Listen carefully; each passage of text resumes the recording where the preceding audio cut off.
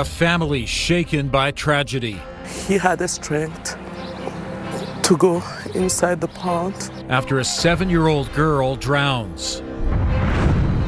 A court order against a leader of Alberta's Separatist movement. It speaks to the character of the people who are putting forward these messages. Why Jeffrey Rath's assets are now frozen. And why goats are the ideal animal to keep vegetation under control in a Calgary park. CTV Calgary, local breaking news with Ian White. Good afternoon. The family of a 7-year-old girl who drowned in a storm pond on Sunday are devastated by her loss, saying she had so much life to live, calling her death a tragedy. Tyson Fedor is in Legacy, and Tyson, the family is holding a candlelight vigil. Well, I spoke with the family of 7-year-old Driana Matamonas today. They say that they are just saddened by the loss of life at such a young age. They're expected to gather here soon at 5 o'clock. They mentioned they would be having a candlelight vigil here at the pond behind me. You can already see flowers have been dropped off over the last several days since her death. And those flowers have started to even come in just even the last 10 minutes or so since we've been here. Driana Matamona was autistic. She was nonverbal. Her family described Sunday as an ordinary day. Her dad was in the driveway in the car when she ran out of the house towards the playground, which is located here near the storm pond. Driana has a 10-month-old brother and an older sister named Ashley, who is 13. Firefighters responded to the 200 block of Legacy Main Street Southeast around 1 o'clock Sunday afternoon. Officials saying that she was underwater for about 20 minutes. Her family says she was smart, active, and had a smile that was infectious. She loved to play with the neighborhood kids and had lived in the community her whole life. Driana's godmother described the terrifying ordeal her dad navigated while trying to save his daughter's life. Even though people were telling him to do not go because it's deep, and as a father you cannot see your child going through that, and then you can't do anything. So he had the strength to go inside the pond and take his baby out.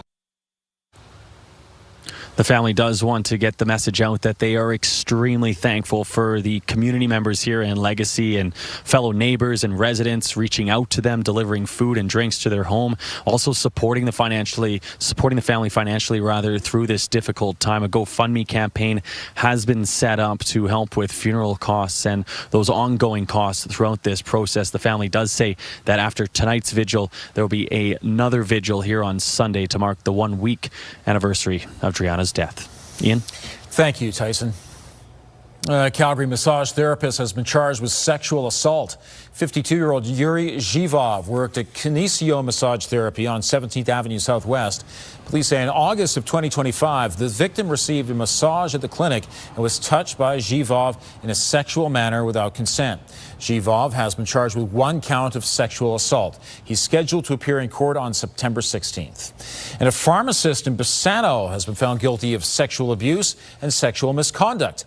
The Alberta College of Pharmacy says Ankit Parikh's practice permit has been permanently cancelled, meaning he can no longer practice nor can he apply for a reinstatement. The victims were both patients and employees. He was also found to have repeatedly consumed alcohol while at work.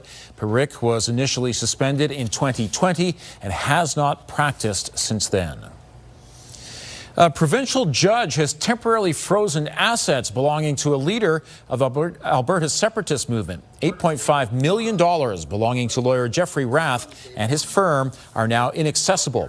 The ruling stems from a court battle between Rath and his former client, Tall Cree First Nation, over trust money from a treaty settlement.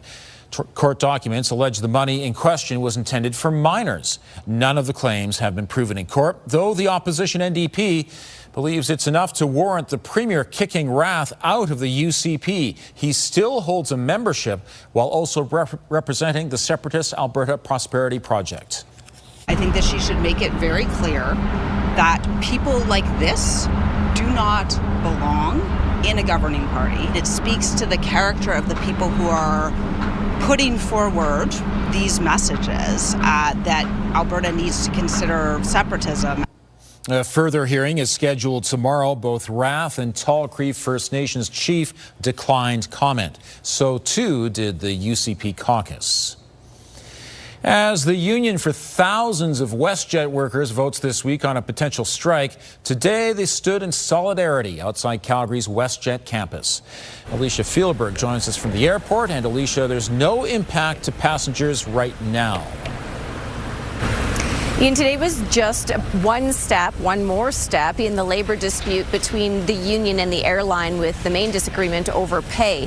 The union represents 4,400 WestJet flight attendants. This morning, 250 of them lined up outside WestJet's headquarters, standing together in silent protest against their current working conditions. The flight attendants want to be compensated for all of their work. Right now, they're only paid for the hours the plane is in the air. The union says that means a flight attendant does up to 35 hours of unpaid work every month. The airline says the hourly wage they're paid is created to compensate their work in those hours. An aviation expert says that wage has not kept up with inflation. Now, WestJet does agree that the contract needs to be updated, but after more than 10 months of negotiations, the company and union have not reached an agreement. This issue is not new. 3.5 years ago, we launched a campaign called Unpaid Work Won't Fly. The company has had 3.5 years to prepare for this. There's absolutely no reason that we should have to go out on strike. It's not something flight attendants want.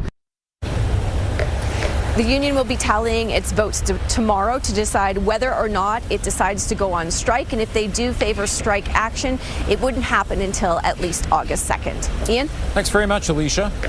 And Flair airline pilots have officially signed a 3-year contract with the airline. The pilots voted 89% to ratify the agreement earlier today. The Airline Pilots Association says the new deal provides better compensation, retirement, scheduling, and quality of life, and better aligns pilots with industry standards. So, Danielle, the clouds moved in today, and I'm sure some people are relieved that it's a little bit cooler. Yeah, a little break from the heat. A couple little sprinkles happened out there already. It's a bit, you could say, on the gloomy side today, but temperatures bounce back up for tomorrow. And then by Thursday, we get in the risk of severe thunderstorms. So you could say this is the good relief, where we're not looking at severe storms in the south end. That's what they're dealing with in central Alberta. They have tornado watches and severe thunderstorms in place there. But for basically Calgary and south, just isolated showers, and less of a chance of seeing that in Calgary, but certainly a bit of the gloominess with the cloud cover here, and you may run into a couple raindrops. 22 degrees right now at the airport. Your 24-hour forecast is brought to you by Fifth Avenue Volkswagen, family-owned, community-driven. Discover more at Fifth Avenue Volkswagen. And tomorrow, yes, the heat starts to return once again. 27 degrees is our daytime high. Small chance of an isolated shower in the afternoon. Thanks, Danielle. The hands-on Riverwatch Science Camp is back on the water. Campers began rafting down the Bow River yesterday. They were supposed to start when school was let out on June 29th, but high water levels prevented that from happening. The camp teaches kids about the river, the role water plays in our community, and about wildlife and plants. The kids say they don't mind learning while on summer break. I learned that eagles, they like to kind of like nest by like the river, and because like we've seen a lot of eagle nests by the river. There's multiple different like flowers everywhere, and they like there's different animals that go to them. The camp runs until the middle of August. Spots are still available. Information is at riverwatch.ca. We've heard about the impact of lobbyists, mainly at the federal and provincial government level. Just ahead, why Calgary's mayor wants new rules regarding civic lobbyists. And the end of an investigation into the treatment of a horse at the Stampede. Also, if you have a news tip, text us at 10400.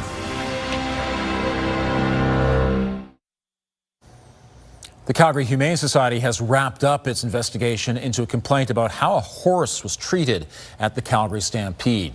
Animal Justice filed the complaint after this horse in the saddle bronc competition refused to buck and was struck a number of times. The Humane Society says there are insufficient grounds to believe the horse and another one at the rodeo were caused distress. The society also won't pursue an investigation into a chuck wagon horse and a calf that were injured at the stampede. A Calgary committee has endorsed a plan to establish a municipal lobbyist registry in the city. There are currently no rules requiring councillors or city officials to disclose lobbying activity.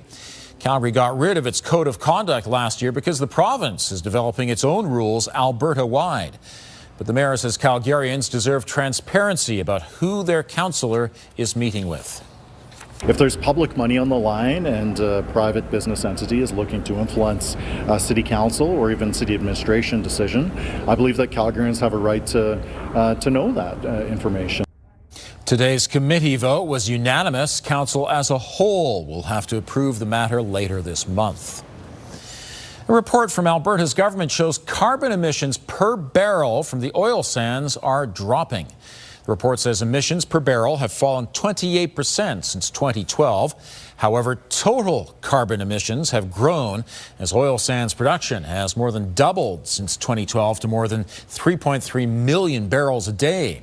The province credits new technology, innovation, and more efficient operations. Yesterday, Alberta, Ottawa, and 5 oil sands producers announced plans to advance the Pathways carbon capture project. These developments come as environment ministers from across the country meet in Calgary. Danielle, we're just getting a one-day reprieve from the heat. Yeah, you know, just after Stampede to cool everyone down a bit, take a break, and then get on with it. Yeah, the heat's back tomorrow. Well, it starts to build in tomorrow. There's the clouds. We had a couple little sprinkles in the city earlier today, and you could run into a couple little sprinkles out there over this next couple of hours or throughout these next couple of hours. Temperatures, yes, they are on the cooler side. 23 degrees is what's normal for this time of year, and you're looking at 23 as our high and current temperature. So, yes, temperatures where they should be. Goldilocks temperatures, yes. And 23 in through Brooks and Medicine Hat, hotter in Drumheller at 27, and Banff as well at 27 degrees. That warmer air will start to filter in towards the south end for tomorrow, so we'll get closer to that 30 mark in most communities for tomorrow in the south end. All right, so we're getting a little bit of rainfall in the south, but at least it's not coming with the lightning. We are very, very dry in the south end, so lightning just enhances the risk of wildfires. But there is a lot of activity going on in central Alberta. So severe thunderstorm watches and warnings in the yellow, in the white, that is a tornado watch in place, which extends all the way down to Caroline. In the south end, we don't have any watches or warnings because all we're getting is some light rain here and there, some very isolated pockets of some heavier rain that's tracking towards the Trans-Canada. But outside of that, we're not going to pick up much from this. Some isolated areas will get up to 2 millimeters, but most areas just seeing trace amounts in the far south. And then for Calgary, for example, maybe a little sprinkle out there, but of course the active weather is tracking through central Alberta. All right, let's get into tomorrow. And tomorrow we'll get a decent day. It'll be mainly sunny, but there will be some cloudy periods at times. In the afternoon, I'm going to get to the afternoon hours here, there will be some pop-up showers and thunderstorms in the south end, but it doesn't look like it will make its way into Calgary. So just a 30% chance for Calgary, a bit of a greater chance towards the south. But again, this is so isolated, few and far between, so it's not likely to see much at all for tomorrow. Thursday is a different story. Thursday starts out nice. We'll get a mix of sun and cloud. And then by the afternoon, especially closer to the supper hours, is when we get into the chance of not just thunderstorm activity, but severe thunderstorm activity all down Highway 2 and even towards Coots and Milk River. So it should be a very active day later in the day on Thursday. Heads up on that. All right, 27 degrees as our high for tomorrow. So yes, it gets hot again. Small chance of an isolated shower later in the day, and then a greater chance Thursday. 28 degrees is the high for Thursday. So we have the heat, we have the instability, and that's why we have a really, really good chance of getting not just thunderstorms, but the more severe ones, which includes that larger size hail, the stronger wind gusts and more damaging wind over 100 kilometers per hour. All of this is potential for any community along Highway 2, for example. Friday, you're looking at the chance of thunderstorms later in the day again as well. And by Saturday, things settle down, becomes more stable. A lot of sunshine expected for the weekend. But on Saturday, it looks like we'll crack 30 degrees. Thanks, Danielle. Alberta's government is spending more money on programs for people affected by family violence. Still ahead, when local groups can access this funding.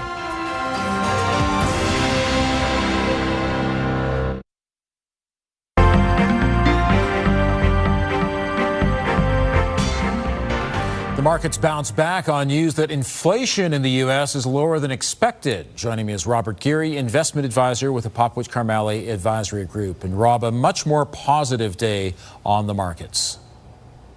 Yeah, I think the market's got a boost from that CPI report out of the U.S. here early on right before trading started. And I think that the market's saying, hey, we expected this war in Iran and high energy prices to, keep inflation going here. But this report showed that we got a decline month over month in June. A lot of that headline was based on energy prices coming down. So I think this was a good news story. I think the market said, hey, this might, give hope that we're not going to get multiple rate increases this year. But I would add that there is some pause to this because we have escalations again, energy prices rising again, and Kevin Warsh from the Fed saying that he is going to get inflation in line, and there's usually only one way to do that. So we're going to have to see what happens.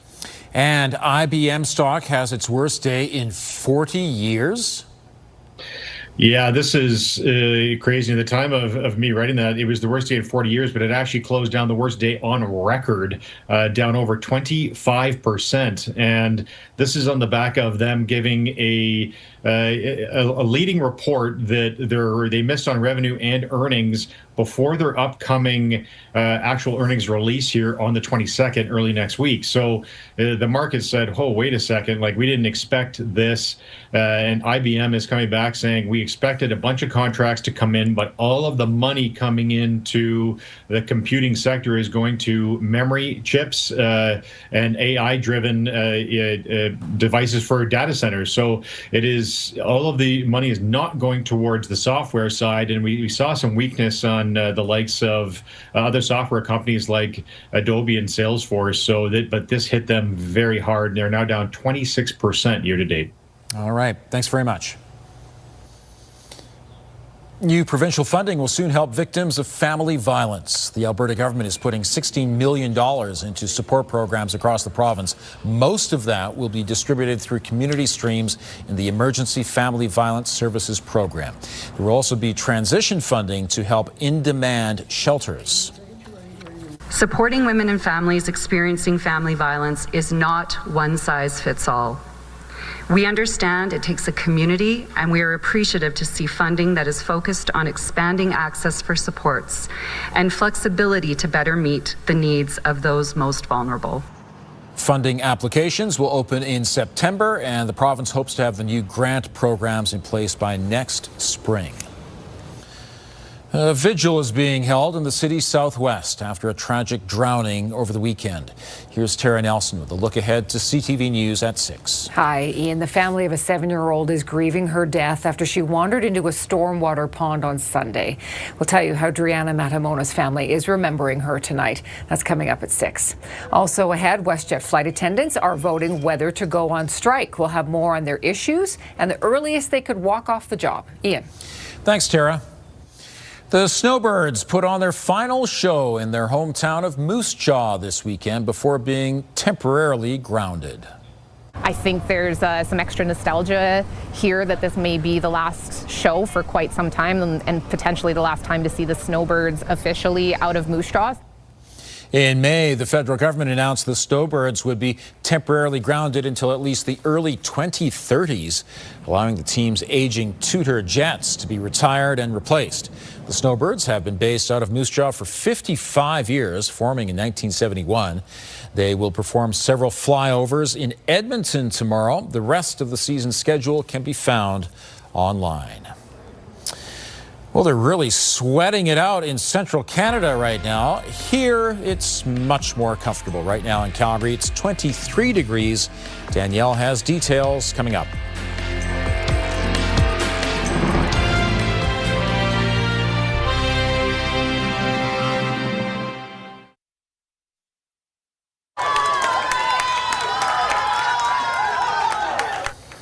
Celebration at Barcelona Tavern downtown as Spain scored the first of 2 goals to advance to the World Cup final, knocking out France. England and Argentina play in the second semifinal tomorrow afternoon. The World Cup final is on Sunday. It's been so much fun. Who are you cheering for? Some powerhouses left over there. Yes. Well, I would be cheering for Italy, but that's a they tough weren't little in it. Topic. They didn't make it, but Canada did. I know. And yes, of course, Canada. Yes. But yeah, they did well. Yeah. We're doing well in the weather. Yes, we needed we are. a break from the heat. Here we go. The clouds are here. Calmer temperatures, right where they should be. This is the normal daytime high for this time of year. We're going to start climbing back up again, though, on temperature. So 27 degrees. Ooh, yep, that's our high tomorrow, and then getting into even higher 20s for Thursday and Friday. Thursday is our best chance of seeing thunderstorm activity, and it could even be severe. We have a chance as well on Friday. By Saturday, it should be calmer with regards to weather, but hotter. On Saturday, we will likely crack the 30-degree mark, Ian.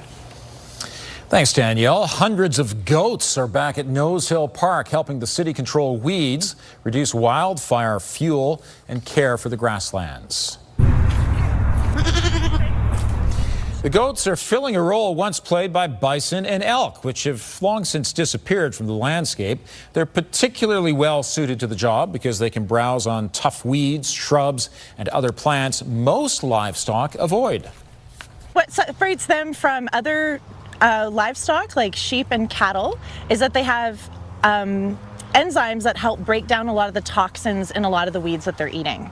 And so that's why a lot of the weeds that other livestock won't eat are actually palatable to the goats. This year's wet weather has left Nose Hill especially lush, so the herd has a bigger buffet to choose from and may not cover as much ground as in previous years. The goats will keep browsing Nose Hill until July 30th. Winsport is hosting a drive-in movie this summer, and it's a very appropriate one. It's a beautiful afternoon in Calgary. On Thursday, August 13th, Cool Runnings will be shown at Canada Olympic Park. Of course, that's where the Jamaican bobsled team became darlings of the 1988 Winter Olympic Games. And only a few years later, Cool Runnings with John Candy was shot there. The original Jamaican bobsled from 1988 is still at Canada Olympic Park and is a popular spot for photos.